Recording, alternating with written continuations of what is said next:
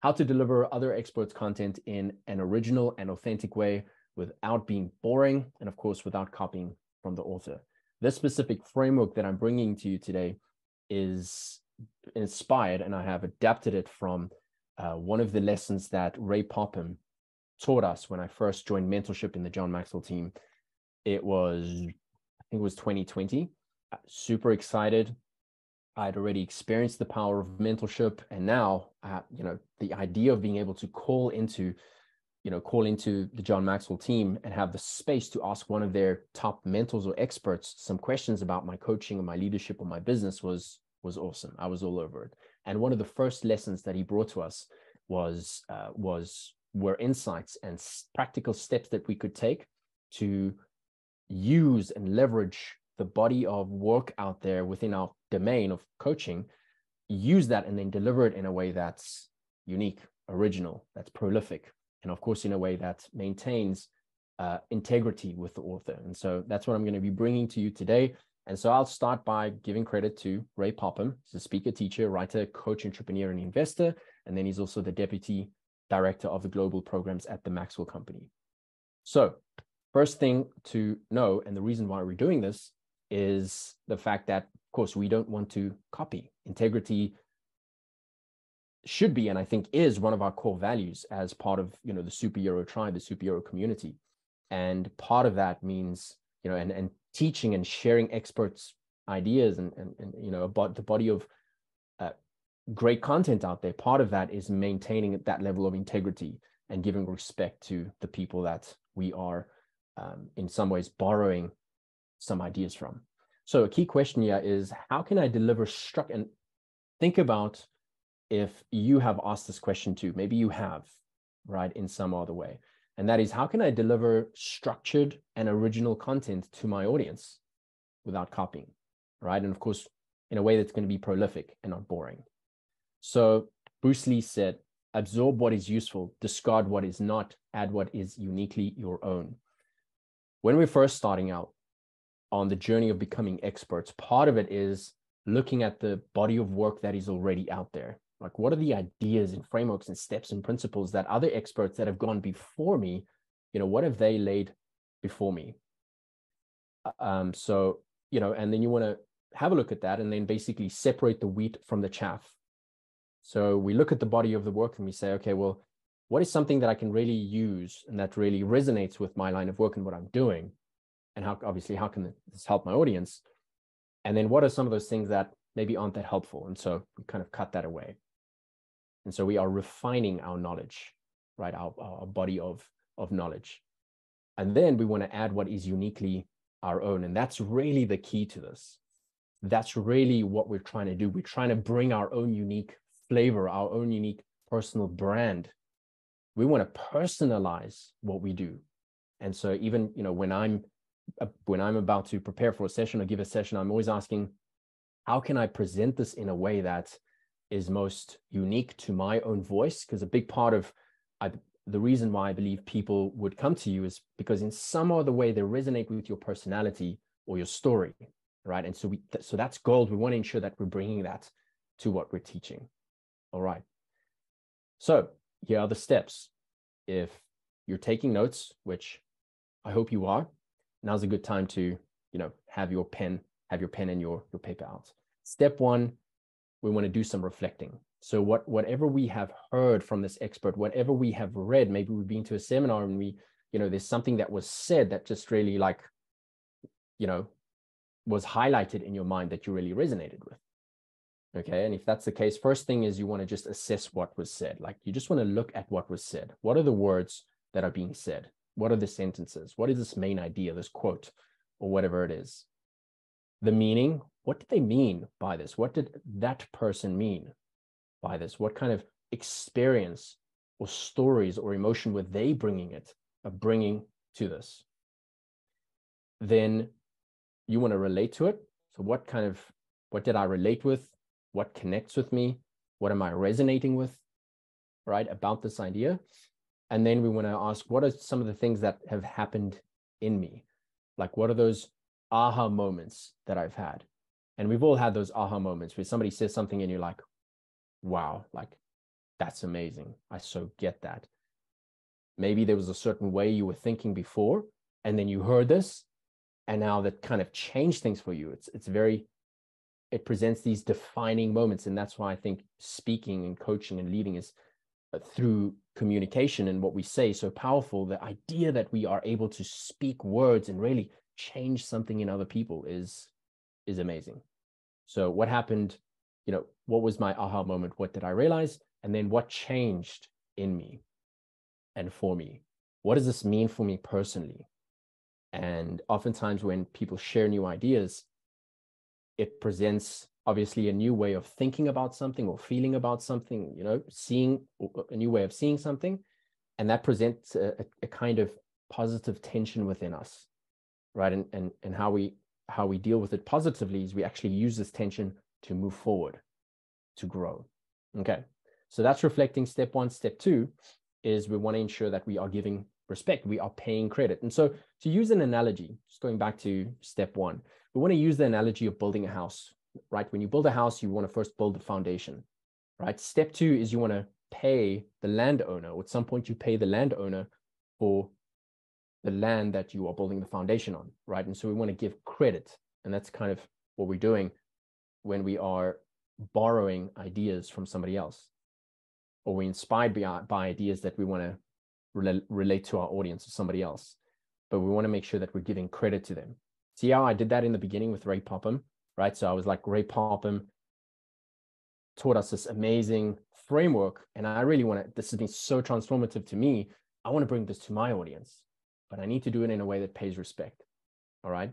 So always give credit, obviously not in a boring way. How do we do this? Well, part of it is building anticipation.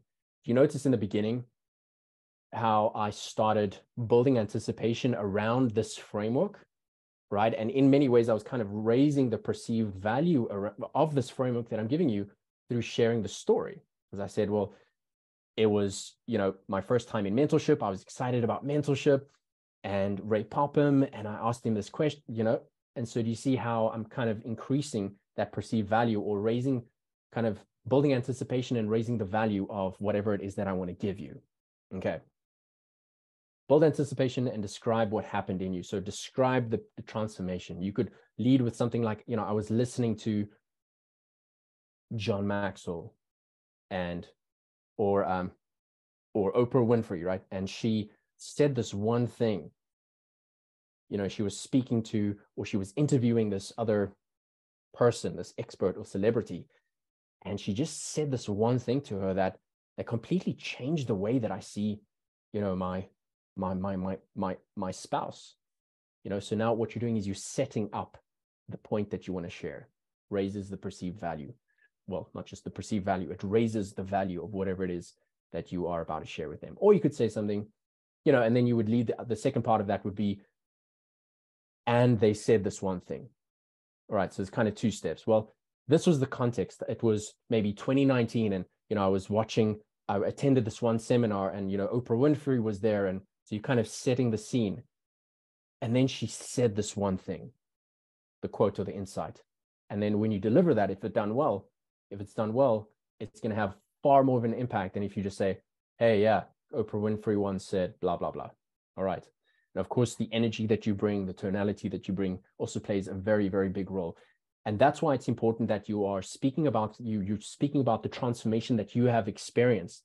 Because when you do that, you don't really need to try and be energetic or passionate. This is like something that's happening in you. It's living, and people feel that. All right. And that's what we want to do. Some of the golden rules here at step 2 is the fact that you're not teaching their content. This is what Ray Popham told us.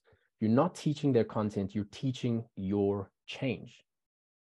Very, very important. That's the difference between, a lecturer, right? Just a lecturer giving you information. I'm talking about the typical lecturer, right? Nothing against lecturers. I'm just saying, or at least some lecturers can sometimes be very transactional, or, to put it bluntly, boring, right?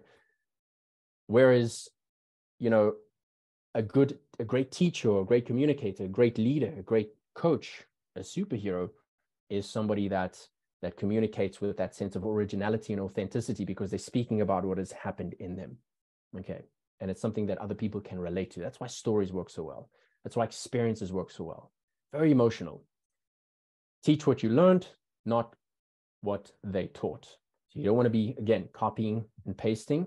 You want to be absorbing, reflecting, transforming, and then delivering that transformation that you got as a result of the idea that you heard or the framework that helped you, that they taught. All right. Step 3, you want to reframe this. Okay, so here's a 2-step teaching with integrity framework. Step 1 would be pick a quote, and I encourage you to do that right now and think of what your favorite quote is. Write that down. Or it could be a story, or it could be like an aha moment or an analogy, right? But let's just stick with a quote idea for now, just because it's simpler. So you pick a quote. My quote for today, and one of the quotes that I resonate with a lot, is the quote, "Don't do what you love, love what you do." And many experts have said this. Okay, don't do what you love what you do. Very simple, very truthful, very powerful insight. Step two, you take that quote and then you start to pick some of the ahas or 2 of the ahas that you see, like realizations that you've had out of that quote. All right. So here's an example. So remember, the quote is, don't do what you love what you do. So let's pretend that we're encountering this for the first time together. And we're like, wow, don't do what you love what you do. Wow, that's powerful. Like, that really makes me realize, boom, like, what does it make you realize? Well, for me, it makes me realize that living your purpose isn't always easy. It requires hard work and sacrifice, but it pays off in the long run. So I'm kind of just describing the aha from this quote. Make sense? 2, if you're living your purpose, you won't enjoy absolutely every daily activity that goes into it. And therefore, it's a daily choice more than a feeling. And it requires discipline. So basically, you know, if you're only seeking to do what you love, it can sometimes limit you and get you to rely too much on feeling and emotion, where really doing what you love in the greater scheme of things in the long run often requires that, you know, there are these sacrifices that we need to make. And a big part of what we do in terms of making the impact and doing what we love involves a lot of tasks and activities that are boring. And somebody once said, some fitness expert that I followed on Instagram some time ago, he said that if you're not willing to do the boring stuff, you're going to go broke, right? And that kind of also resonates with me. And that could also be a third aha, just to give you another example. All right, so think about what your quote is, right? What am I seeing? What is actually being read, right? What is the change that's happening in me, right? Then list what are the 2, maybe 3 ahas that I'm getting from this idea. All right, so that's step 3, and there are 2 steps under step 3. So just to clarify, you could call this step 3.1 and then 3.2. Then going on to step 4, you want to authentify it, basically share it in your own voice. Jenna Kutcher once said, a brand is the image and personality the business applies to its offer. So you can often see the difference between a business that has no brand or a weak brand and a business that really has a powerful brand, or quite simply, the difference between a business and a brand is often the uniqueness, and that is the image and the personality that they apply to whatever they're selling. And it's the reason why oftentimes some people will go with business B, even if they are, you know, inferior to business A, just because business B makes them feel better, because they are applying their personality and their image that resonates with them more. And that's what we're doing as a personal brand. That's what we are doing. All right. So we want to ask the question, how can I share this? So we have our idea. Don't do what you love what you do. How can I share this in a way that resonates with my own voice and my personal story, right? And I kind of shared a little bit of that with you when I did that. All right. So again, the power of sharing your own experience and your own personal transformation, very, very powerful. How can I turn this into a mic drop moment for my audience? That's another one of the questions that I ask, is how can I take this idea and this transformation that's happening in me how can I turn that into a mic drop moment, right? Something where people are like, wow, and it kind of becomes then a quote that they can use and then relate that to their audience. So let's speak about one of the first things is bringing our personality or our communication style to this idea that we're wanting to share. I always, say, don't be the mailman or don't be the messenger. You don't just want to deliver the message. You don't want to be transactional in your communication, and it's so easy to be.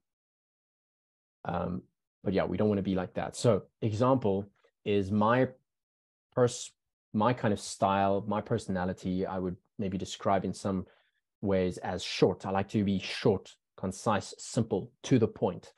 And if possible, I also like it to be poetic. It needs to be beautiful. All right. So here are a couple of ways that I am interpreting the quote, don't do what you love, love what you do, in a way that resonates with my own story, personality, and delivered in my own communication style. Does that make sense? So yeah, a couple of ideas. So what I might say, what I might take from that quote and share with my audience would be, well, you got to pay the price for your purpose. Then I might share a story around that, about a time where I was paying the price for my purpose. I might go back to, 2017 when I started, or 2016 when I started my first like real official kind of corporate job, and how, I was just going through the motions, and, week after week, month after month, it was just going by, and I feel like I was stagnant. I wasn't really growing, and I felt like this is not really me living out my purpose. Is so much more. But going out there and trying to do this is like super risky, but I realized I needed to, if I wanted significance, I wanted to leave a legacy, I wanted to really live out my purpose, there are some big prices that I got to pay. And I need to think about whether this is worth it for me or not. So there's me kind of sharing the idea in my own voice from another idea in a way that, that conveys the impact that it's had on me and relates to my story. So that's going to tend to be a lot more powerful if I just say, oh, don't do what you love, love what you do. But now that I've kind of turned it into my own, in a sense, it's very different. All right. And more of my personal brand comes through. Okay. Another example is your purpose has a price and it's due daily. Right. Again, try to be really short, simple, to the point. And it must have a nice kind of rhythm to it as well. If you don't do the boring stuff, you'll go bankrupt. Okay. So that's kind of borrowed in some ways. So maybe that's not the best example, but it's an example nonetheless. Forget about doing what you love if you don't love what you do. See, that's another kind of way of saying that quote. Or if you don't love what you do, you'll never do what you love. All right. So I'm just playing around with how I can share these ideas in a prolific, unique way. Okay. Other way that you can do this is by using stories. And that's literally what I did just now as an example. And a good principle to go by is whenever you are teaching, think about applying this, which is never make a point without telling a story, right? I would add on to that, or using an analogy of your own, or, or whatever thing you can use as an example or a metaphor that the audience can connect with. But stories are by far the most powerful. So an example of this would be, in 2019, although I was doing what I loved, I hated the business admin and sales side of things. But I realized I needed to fall in love with these things because they actually moved the needle forward in my business. And once I embraced some of the boring activities, the sales calls and the things that I dreaded, I actually started loving it the more that I did it. All right. So that's an example of me using a story to convey that idea. Then analogies, which I spoke about as well. Analogies are really powerful. So yeah, then again, never make a point without telling, I would write there an analogy. Okay, so just kind of make that mental note correction. The powerful thing about analogies is it gives you a tool, or it is a tool for you to be able to convey an idea to somebody as quick as possible with as little information needed as possible. Whenever we tell somebody something, the idea is for them to grasp it as quick as possible, right? And that means if you give them too much information, if we take on the professor or lecturer approach and we like give definitions and things from our encyclopedia, it's going to be hard for people to really get, because in order for me to, for example, share with you the importance of finding your niche, I don't need to go into defining, oh, what is a niche? And I don't need to give you a whole textbook of information. I just need to give you the essentials. And one of the most powerful ways to do that, other than a story, is by using an analogy, an example, right? And you might start with something like living your purpose is like, or loving what you do is like. And those are the key words that really are the prompts to introduce your analogy. So anytime, the next time you're trying to explain something, maybe to a family member, even to your audience, and you want them to get it as quick as possible, say, doing what you love and loving what you do is like, or regarding the importance of finding your niche as an example, right? You've heard me speak about that a lot. Finding your niche, very important. Because if you don't have one, not having a niche is like a doctor offering medication to their patient without knowing the problem or the pain. Now we've all, fortunately or unfortunately, have experienced the dynamic of, a patient-doctor kind of engagement, right? So it's something you can already relate with. I'm giving you that stage already, which is already populated with images because you've experienced that. And now I'm just adding a couple of ideas. Another example on this topic is the one that I use in the business challenge, which is, imagine you have a headache and you go into a medicine or into a pharmacy, and all you see are a bunch of medicine bottles labeled medicine. Well, and then I go on to, tell you that, of course, that's not very helpful for you. How are you going to know what to choose? You probably just walk out of the store, and that's exactly what your customers will do if you're not specific about the niche that you've chosen, if they don't really feel that this is for you.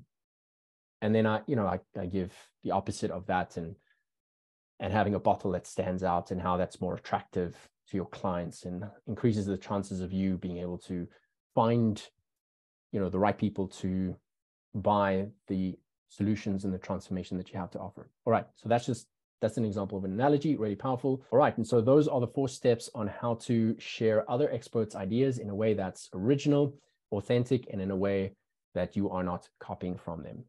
So go ahead and apply this to other coaches and experts' ideas that are within your domain.